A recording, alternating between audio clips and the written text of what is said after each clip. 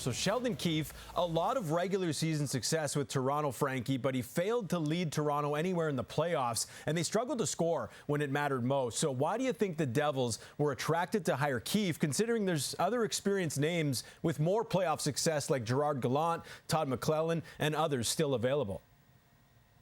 I mean, there's a lot of reasons, Glenn. Where do you want to start? First of all, Sheldon Keefe knows how to coach young players. The average age of this New Jersey Devils team, give or take, is going to be around 26. He had a lot of success in the AHL. He won a Calder Cup with the Toronto.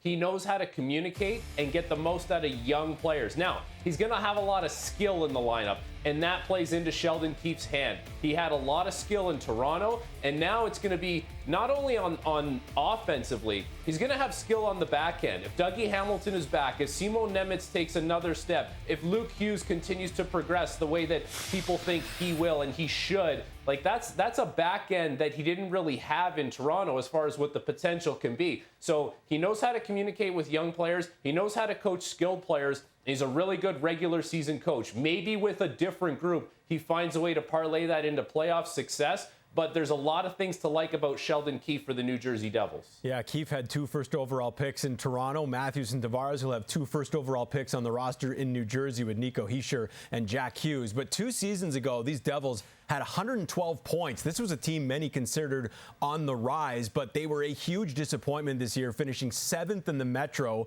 First, they have to get back to the playoffs, Frankie, but do you think Keefe will ultimately lead the Devils further than he did Toronto?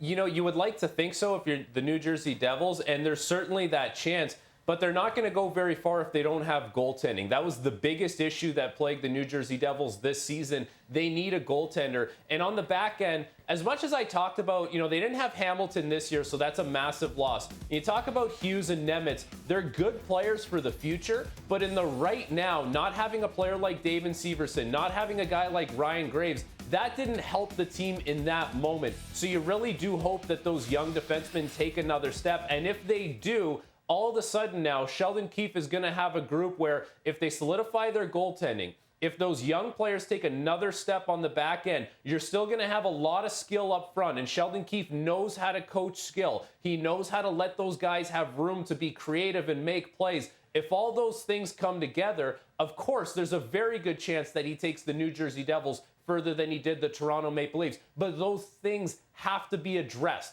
If they're not addressed, then it's only going to take you so far, as we saw in Toronto, where goaltending wasn't always solidified. A decor a lot of times was patchwork, and up front, they were only going to go as far as the star players led them. There's an opportunity for New Jersey to build a more complete team, but they have to do that to give Sheldon Keefe a chance. Yeah, you mentioned it. The Devils do need to find another goalie to help Jake Allen, but all of their top players are locked up long-term, and they're selecting 10th overall at the upcoming entry draft.